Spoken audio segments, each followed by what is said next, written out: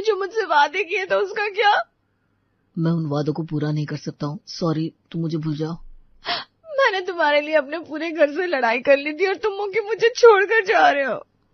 मैं जानता हूँ कि ये बहुत बुरा हो रहा है तुम्हारे साथ, लेकिन आज के बाद मुझे कभी भी मिलने की कोशिश मत करना, ना ही मुझसे बात करने की। प्लीज एक बार और सोच लो, मैं तुम्हारे साथ कहीं भी रह सकती हूँ, किसी भी हालत में। मैं तुम्हें कभी भी किसी चीज के लिए फोर्स नहीं करूंगी। नहीं, हमारा मिलना पॉसिबल नहीं है, आज के बाद मुझे फोन मत करना। क्यों किया तुमने मेरे साथ ऐसा? मैंने तुम्हें अपना सब कुछ माना था और तुमने मुझे बीच मझधार में छोड़ दिया। मुझे प्यार पर बिल्कुल विश्वास नहीं है। कहते जब इंसान प्यार में होता है ना, तब उसे ये दुनिया हसीन लगने लगती है, हर चीज सुहानी लगती है। लेकिन जब वो प्यार भरा दिल टूटता है ना, तो आपका खुद से भी विश्वास उठ जाता है। प्यार में धोखा खाने के बाद नंदिनी की हालत भी कुछ ऐसी हो गई थी। उसके चेहरे की मुस्कान जैसे छीन सी गई थी। आज नंदिनी को लड़की वाले देखने आ रहे हैं, उससे कह देना उनके सामने किसी भी तरह का तमाशा ना करे। पापा फिक्र मत करिए, मैं आपकी मर्जी के बिना आप कुछ भी नहीं करूंगी।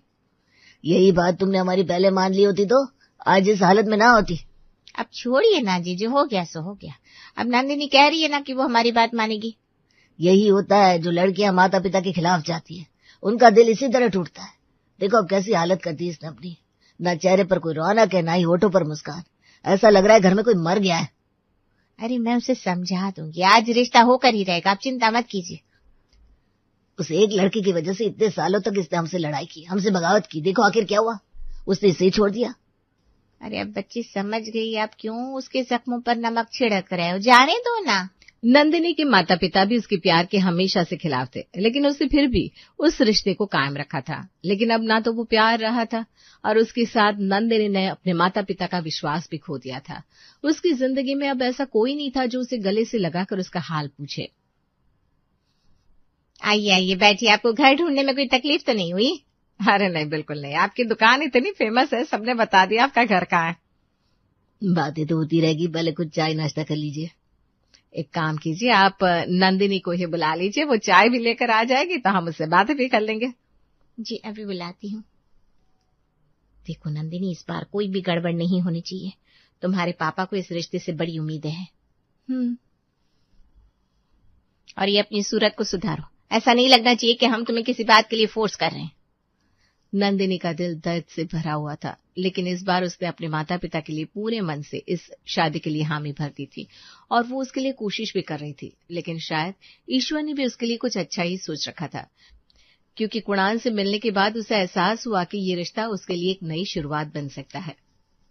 अब हमारा रिश्ता तय हो गया है, लेकिन आप कुछ खुश नहीं लग रही है। आपको कोई परेशानी है तो मुझे बता सकती हैं। नहीं, ऐसी कोई बात नहीं है, मैं खुश ही हूँ। आप प्लीज ये रिश्ता मत तोड़िएगा, प्लीज। अरे आप चिंता मत करिए, मैं तो बस इतना कह रहा था कि आप खुश तो है ना इस शादी से। देखो नंदिनी, जब मैंने आपको पहली बार देखा था आपकी बुआ के बेटे की शादी में, तभी आपको पसंद कर लिया था, इसीलिए तो मैं ये रिश्ता आपके पास लेकर आया हूँ। लेकिन मैं चाहता हूँ कि इसमें आपकी भी पसंद शामिल हो। अगर मैं आपको पसंद नहीं हूँ तो?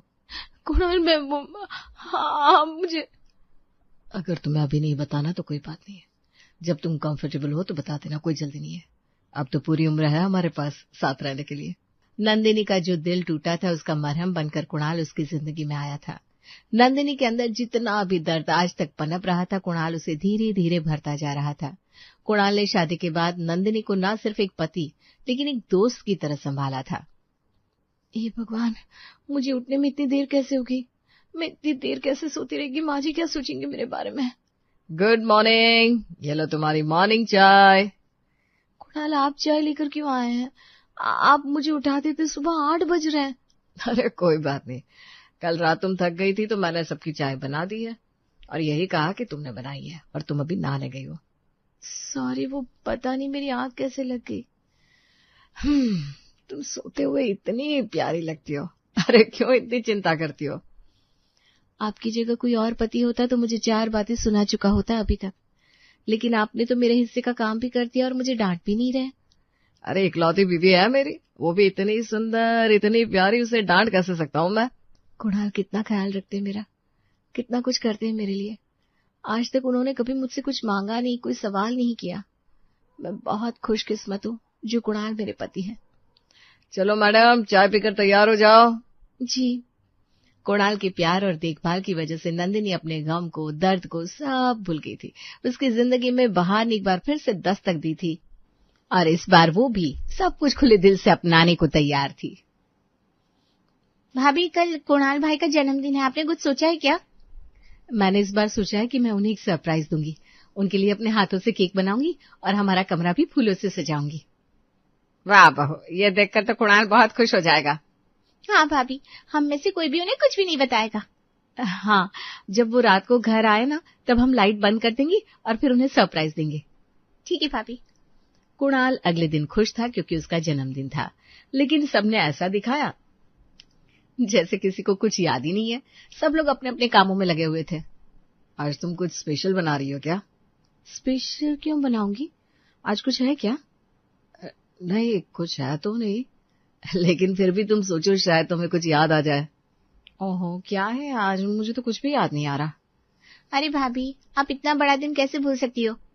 वही तो, तुझे याद है ना छोटी? मैं कुछ नहीं भूलती भैया। मुझे याद है कि आज एकादशी है, इसलिए आज घर में चावल नहीं बनेंगे। क्या एकादशी? हाँ, और नहीं तो क्या। कुछ नहीं, मेरा टिफिन पैक कर दो, मैं ऑफिस जा रहा हूँ। हाँ, अभी कर देती हूँ। बेचारे भैया कितने दुखी हो गए। उन्हें लग रहा है किसी को उनका जन्मदिन याद नहीं है। मेरा बेचारा बच्चा। अरे मम्मी, दुखी होंगी तभी तो शाम को सरप्राइज का मजा आएगा ना। नंदिनी शाम तक सारी तैयारी कर लेती है। केक भी बना दिया था, कमरे को फूलों से सजा दिया था और वो कुणाल के लिए बहुत सारे तोहफे भी ले आई थी। भाभी, भैया आ रहे, चलो चलो लाइट्स बंद करते हैं। हाँ चलो। उसके जूतों की आवाज आ रही है। फूल बरसाओ अब। सरप्राइज! नंदिनी ने प्यार से जो सरप्राइज प्लान किया था, अपने मन में कुणाल की तस्वीर को लगाए, वो तब बिखर गई जब उसके आंखों के आगे आज उसका अतीत खड़ा था, जिस पर सारे फूल बरस रहे थे। अरे आपने तो हमारी जगह ले ली जनाब। मैं बीच में आ गया शायद आपके। अरे लेकिन आप है कौन? अरे मम्मी, मैं आप दोनों को बताना ही भूल गई। ये हमारे नए पड़ोसी हैं। ये हमारे घर से दिन को सीढ़ी लेकर गए थे ना, तो अभी वो लौटाने आए हैं। हाँ, मैंने वो सीढ़ी बाहर रख दी है, मैं बस थैंक यू कहने आया था। और उस चक्कर में आपने हमारी जगह ले ली, क्यों नंदिनी? नहीं, आपकी जगह कोई नहीं ले सकता कुणाल, कोई भी नहीं। अच्छा, मैं चलता हूँ, अब तो मुलाकात होती रहेगी आपसे। आखिर हम आपकी पड़ोसी जो है। अब आप आ ही गए हैं तो मेरे जन्मदिन का केक खाकर जाइए। हाँ, भाभी ने बहुत ही प्यार से अपने हाथों से बनाया है। हाँ, मेरी पत्नी खाना बड़ा ही स्वाद बनाती है। जानता हूँ जी। मेरा मतलब है केक को देखकर लग रहा है कि ये खाना बड़ा ही स्वाद बनाती होंगी। अच्छा, आइए। अब जिंदगी ने एक प्यारा सा रास्ता चुन लिया था नंदिनी के लिए, और वो उस रास्ते पर आगे बढ़ भी गई थी, लेकिन फिर अचानक से एक पुराने पत्थर से उसका सामना हो गया। नंदिनी का दिल तोड़ने वाला और कोई नहीं बल्कि ये नया पड़ोसी समीर ही था, जिसके आने से उसकी जिंदगी में एक तूफान सा आ गया था। कौन? अरे इतना डर क्यों रही हो? मैं ही हूँ तुम्हारा पति। हाँ, वो मुझे लगा। और वैसे भी हमारे कमरे में और कौन आ सकता है तुम्हारे पति के अलावा? मैं किसी और को अपनी प्यारी सी बीवी के करीब आने दे सकता हूँ क्या? क्या हुआ? कुछ खोई खोई सी लग रही हो, पसीना भी आ रहा है इतनी सर्दी में तुम्हें। नहीं, ऐसा कुछ नहीं है, मुझे आपसे कुछ बात। सॉरी, लगता है मैं हर बार आप दोनों के बीच आ जाता हूँ। अरे कोई बात नहीं, आपको कुछ काम था क्या? मैं बस आपको कुछ बताने आया हूँ, जरूरी बात। कुछ बताने आया? समीर कहीं कुणाल को हमारे अतीत के बारे में तो नहीं बता रहा? अगर कुणाल को किसी और से पता चला तो उनका भरोसा उठ जाएगा मुझ पर। इस वक्त हम बिजी हैं, आप बाद में आइएगा। अभी नहीं बताया तो मेरा बहुत नुकसान हो जाएगा। मैंने कहा ना हम बिजी हैं, आप बाद में आइएगा। अरे एक बार सुन तो लेते हैं क्या कहना चाह रहा है। वो क्या है ना, बिजली विभाग के कर्मचारी से गलती से हम दोनों का घर का कनेक्शन जुड़ गया है, इसलिए हमारे घर की बिजली, पानी, हीटर सब कुछ आपके घर से ही जुड़ा हुआ है। अरे बाप रे, ये तो बड़ी दिक्कत हो गई। हाँ, एक तो ठंडी चल रही है, ऊपर से हमें कुछ भी चलाना हो तो बार बार आपके घर आना ही पड़ेगा। अरे कोई बात नहीं, अब तार जुड़ी गया है तो आप कभी भी हमारे घर आ सकते हैं। देखिए, भगवान की भी शायद यही मर्जी है कि हम जुड़ जाए। क्यों नंदिनी जी? आप बिजली विभाग में शिकायत दर्ज कर दीजिए। ऐसे किसी पराये के घर आना अच्छा नहीं लगता। अरे अब तो हम पड़ोसी हैं, ठंडी का मौसम चल रहा है, एक दूसरे के काम तो आ ही सकते हैं। अरे बिल्कुल बिल्कुल, चलिए एक कप चाय पी लेते हैं, ठंडी भी है इतनी। नंदिनी जितना समीर से दूर भाग रही थी उतना ही समीर उसके घर आता जाता रहता था, और अब तो उसकी हिम्मत इतनी बढ़ गई थी कि वो नंदिनी से अकेले मिलने छत पर आ गया। तुमसे किसने कहा छत पर आने के लिए? हटो यहां से, मुझे जाने दो। तुम तो ऐसे बर्ताव कर रही हो जैसे मैं कोई अजनबी हूं। हम अजनबी ही हैं, मैं मेरे पति के अलावा किसी और को नहीं जानती। मैं जानता हूं मैंने तुम्हारे साथ बहुत गलत किया, लेकिन वो मजबूरी थी। मैं अब इस बारे में कोई बात नहीं करना चाहती समीर। मेरा परिवार है, मेरा ससुराल है जहां तुम खड़े हो, और मैं अब बहुत खुश हूं अपने पति के साथ। झूठ मत बोलो, कोई भी इंसान अपना पहला प्यार भूल नहीं सकता। कुणाल ने मुझे इतना प्यार दिया है, इतना अच्छा परिवार दिया है, अब मुझे कुछ भी याद नहीं है, और मैं तुम्हें आखिरी बार कह रही हूं कि इस घर में आना छोड़ दो। तुम मेरे पास वापस आ जाओ नंदिनी, बस मैं यही चाहता हूं। ऐसी बातें तुम बोल भी कैसे सकते हो? अगर तुमने मेरी बात नहीं मानी तो मैं कुणाल को सब बता दूंगा कि हमारे बीच क्या रिश्ता था, और फिर तुम सोच सकती हो कि क्या से क्या हो सकता है। भाभी, आप यहाँ समीर के साथ क्या कर रही हैं? पुरानी यादें ताजा कर रही हैं। पुरानी यादें मतलब ये कि ये मुझे अपने पुराने दिनों के बारे में बता रही थी। प्रीति, मैं नीचे जा रही हूँ, कपड़े लेकर तुम भी आ जाओ। समीर के बार बार उनके घर में आने से और नंदिनी से बार बार करीब जाने से प्रीति और महिमा को कुछ ठीक नहीं लग रहा था। ये नंदिनी और समीर के बीच में क्या चल रहा है? ये बार बार यहाँ क्यों आता है?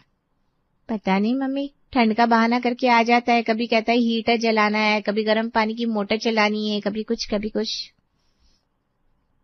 ये ठंड की नई पड़ोसन बनकर जब देखो हमारे घर पर पड़ा रहता है और किसी न किसी बहाने से नंदिनी से बातें करता रहता है। मुझे तो कुछ ठीक नहीं लग रहा। भाभी कुछ कहती क्यों नहीं इससे? दोनों एक ही उम्र के हैं, दोनों जब देखो सबसे छुप कर बातें करते रहते हैं। मुझे तो लगता है हमें कुणाल को इस बारे में बताना चाहिए। हाँ, मुझे भी भाभी पर शक तो हो रहा है, न जाने क्या रिश्ता है उनका इसके साथ। नंदिनी को जिस बात का डर था वही हो रहा था। समीर ये सब कुछ जानबूझकर कर रहा था जिससे नंदिनी के दामन पर लांछन लग जाए, लेकिन नंदिनी को समझ में नहीं आ रहा था कि आखिर वो ऐसा क्या करे जिससे समीर उसकी जिंदगी से चला जाए। माँ जी और प्रीति अब मेरी तरफ ऐसे देखने लगी हैं जैसे मैं कुछ गलत काम कर रही हूँ। मुझे पता है समीर ये सब कुछ जानबूझकर कर रहा है, लेकिन मैं इन सबको क्या बताऊं कि मेरा और समीर का क्या रिश्ता था। अगर मेरे ससुराल में सबको पता चल गया तो सब मेरे बारे में क्या सोचेंगे। ये किस दुविधा में पड़ गई हूँ मैं। अगर मेरी बात मान ली होती तो ये सब नहीं होता। तुम यहाँ मेरे कमरे में क्या कर रहे हो? अरे घर में कोई नहीं है, अब तो ये शर्म छोड़ दो। भूलो मत मैं कौन हूँ। कौन हो? कौन हो तुम? कुणाल, आप यहाँ? कुणाल, आप बड़े ही सही वक्त पर आए। मैं सोच ही रहा था कि आपको सच्चाई बता देता हूँ। कुणाल, आप जो देख रहे हैं, जो सोच रहे हैं, वैसे कुछ भी नहीं है। मैं आपको सब कुछ। अब छुपाने से कोई फायदा नहीं नंदिनी, कब तक छुपाओगी? कुणाल, मैं आपको बताने ही वाली थी, पर ये कि समीर आपका पहला प्यार है, यही ना? कुणाल, आपको पता है? कुणाल, आप जो समझ रहे वैसा। नंदिनी, मुझे पहले से पता था आपकी और समीर के बारे में। जब मैंने आपको पहली बार देखा था राहुल की शादी में, तभी आपके बारे में सब कुछ पता चल गया था। तुम्हें घबराने की और शर्मिंदा होने की कोई जरूरत नहीं है। समीर तुम्हारा कल था और मैं तुम्हारा आज हूँ। और समीर जी, आप जो करने की कोशिश कर रहे हैं ना, अब वो बंद कर दीजिए, क्योंकि मुझे अपनी पत्नी पर पूरा विश्वास है। और तो और, आज से आपको हमारे घर आने की कोई जरूरत नहीं है। मैंने बिजली विभाग से आपका कनेक्शन तुड़वा दिया है। अब आप यहाँ से खुद जाएंगे या मैं आपको छोड़कर आऊं बाहर तक? समीर की चाल नाकाम हो चुकी थी, क्योंकि वो नंदिनी को ब्लैकमेल करके जो करवाना चाहता था वो नहीं हो पाया। लेकिन नंदिनी को एहसास हुआ कि उसने कुणाल को चुनकर कोई भी गलती नहीं की। I'm sorry कुणाल, मैंने आपसे झूठ कहा। तुमने अगर इस ठंड में बार बार आ रही पड़ोसन के बारे में मुझे बता दिया होता ना, तो मैं इसे पहले ही ठीक कर देता। लेकिन कोई बात नहीं, अब तुम्हें और परेशान होने की जरूरत नहीं है। अब ये पड़ोसी या पड़ोसन कोई तुम्हें फिर से परेशान नहीं करेगा। किसी ने सच ही कहा है, शादी उससे मत करो जिसे तुम प्यार करते हो, लेकिन उससे करो जो तुमसे प्यार करता है, तभी जिंदगी खुशियों से भर जाती है।